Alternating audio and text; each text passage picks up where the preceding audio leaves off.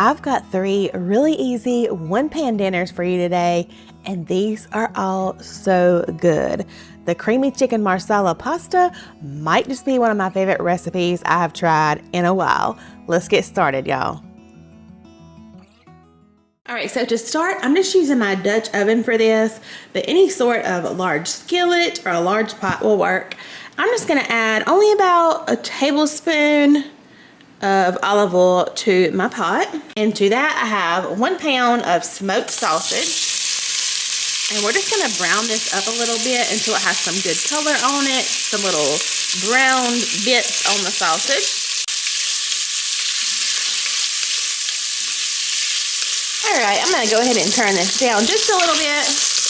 Our sausage is starting to get some really nice color on there. First, I'm adding about 2 tablespoons of minced garlic. Stir that around, let that cook 30 seconds or so. We're also going to be adding 1 teaspoon of Dijon mustard. Next, we are using our Cowboy Butter seasoning again today. This is the Kinder's. I will have it linked if you just want to purchase it online, but I've seen it at Walmart. Even Sam's Club has this. It's really, really good.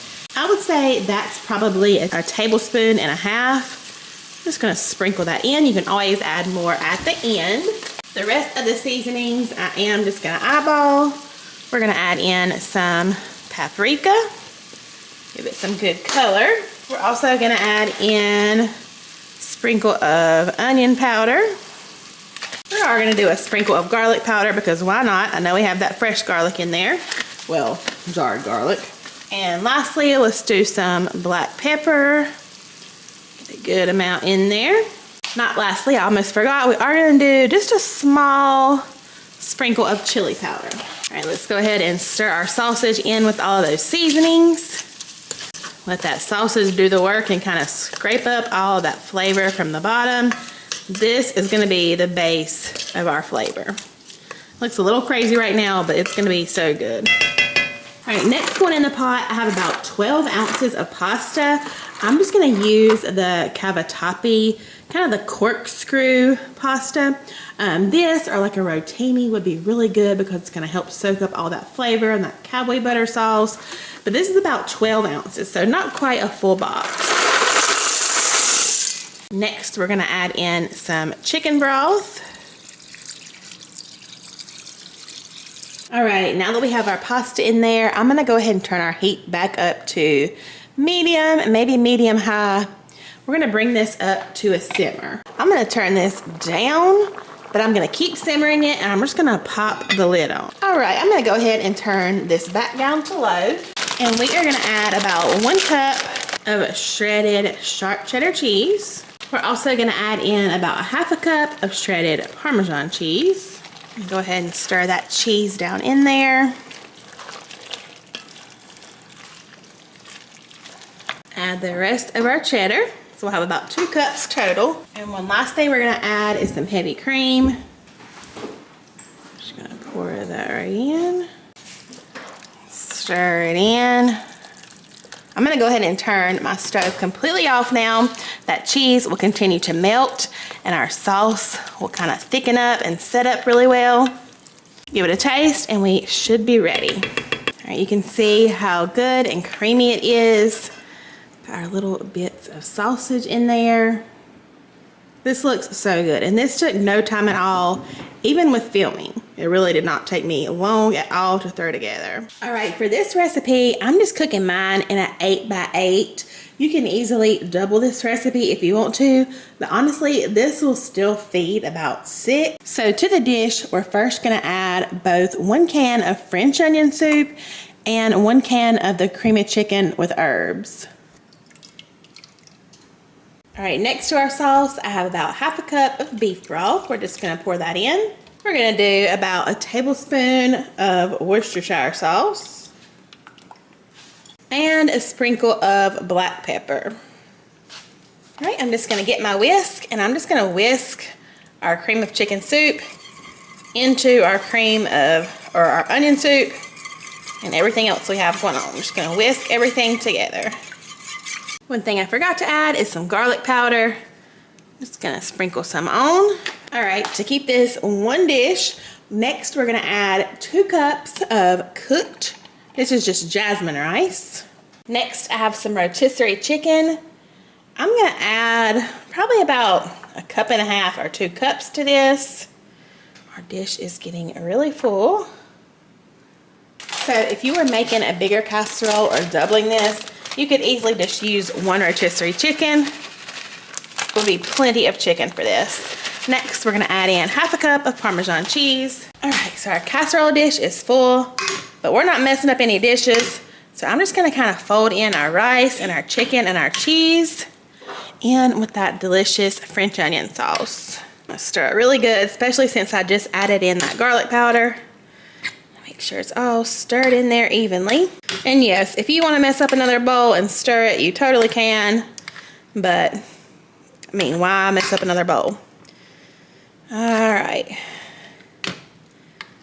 And you can add a little bit of chicken like I did and then add some more. But I like this consistency because, of course, when we bake it, our sauce and everything is going to thicken up, and we do not want it to be too dry. Everything spread out evenly. All right, next, I just have some sliced provolone cheese. You could also use Swiss if you wanted to. And we're just going to lay some slices right on top. I think probably 4 slices is going to be just enough. That's going to bug me, so I'm going to add a little piece in the middle. We can't have anybody getting gypped if they get that piece. But I might as well add the rest of this slice. Just add it all around to those corners. A little extra cheese never hurt. All right, I already have my oven preheated to 350. This is just going in there uncovered for just about 20 minutes. Everything in here is already cooked. We're just gonna thicken that sauce up, get this cheese nice and melty, and then of course we have the best part we're gonna add at the very end. But for now, 350, 20 minutes.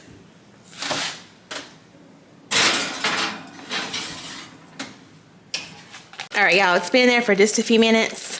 Of course, next we're gonna add our crispy French fried onions. It's about 1 cup. That's what the recipe is gonna say. Measure with your heart on these, okay? All right, this is going back into the oven for just about 10 more minutes. I cannot even begin to tell you how delicious this casserole was. I know I'll be making this one again and again. The French onion flavor is so good in this. You must give this one a try. The full recipe, along with all the others, are below. All right, we just may have saved the best for last on this one. This is chicken marsala rigatoni. I'm just using some cubed chicken thighs for this. They work perfectly in this dish. And I'm just gonna saute those up with a little olive oil. I just added some salt, pepper, Italian seasoning.